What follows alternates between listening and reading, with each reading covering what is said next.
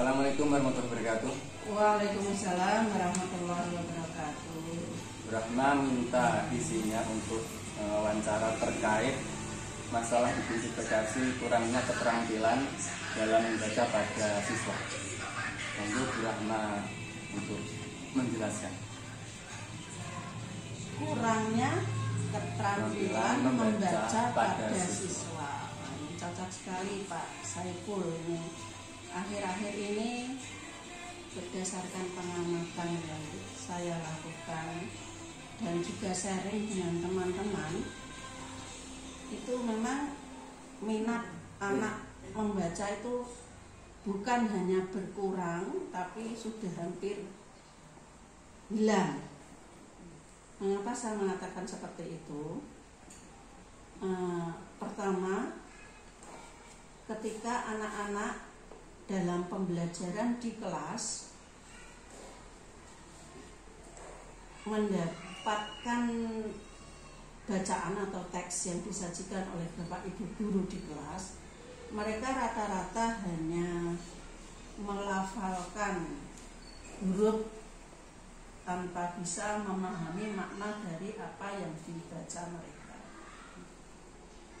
Ini dapat menjadi refleksi bagi Bapak Ibu guru untuk menumbuhkan kembali keterampilan membaca pada anak, agar tidak hanya sebagai verbalisme saja, sekedar pengucapan, tetapi lebih jauh dari itu makna dari keterampilan membaca juga mengacu atau mengarah ke pemahaman pada bacaan yang dibacanya. Nah, untuk menumbuhkan kembali minat sebelum menumbuhkan kembali, mungkin ini ada beberapa hal yang menyebabkan minat atau keterampilan membaca anak itu berkurang ya. Banyak sekali yang melatar belakangi kemunduran dari keterampilan anak membaca. Yang pertama, tingginya atau semakin majunya teknologi. Sebenarnya ini juga tergantung dari orang tua dalam mengarahkan anaknya ketika menggunakan memanfaatkan kemajuan teknologi itu harus dapat memilah mana yang bermanfaat dan mana yang tidak. Anak-anak cenderung untuk bermain menggunakan HP daripada memanfaatkan HP itu untuk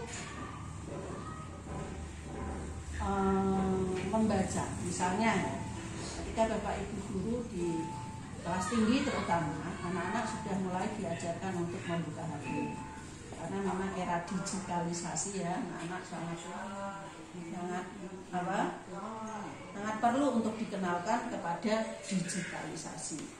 Di situ nanti kita bisa membutuhkan anak-anak untuk membaca atau browsing materi yang kita berikan. Nah, tapi anak-anak cenderung untuk melakukan, karena mungkin bagi mereka membosankan, tetapi ketika mereka membuka game atau hiburan yang lain, itu bagi mereka menarik daripada disuruh membaca untuk mencari sumber bahan referensi pelajaran. Jadi perlu bimbingan dari orang tua terutama ya. Jadi tidak hanya dilepaskan anak ini cari di sini pakai HP ini tentang ini. Jadi orang tua tetap harus mendampingi di sampingnya ketika anak sudah mulai berubah dari tujuan awal, itu perlu diingatkan. Jadi perlunya pendampingan anak, karena tadi majunya era digitalisasi sehingga anak banyak lebih memegang HP daripada buku bacaan. Kita sebagai guru dan orang tua juga kita sarankan untuk tetap membaca, karena di HP pun bisa melakukan praktek membaca. Inilah yang pertama. Kemudian di sekolah ini juga merupakan peringatan juga untuk kami Bapak Ibu guru di sekolah. Mengapa kok anak-anak tidak senang untuk membaca atau keterampilan membacanya rendah? Karena Bapak Ibu guru di sekolah cenderung untuk membiarkan anak membaca sendiri.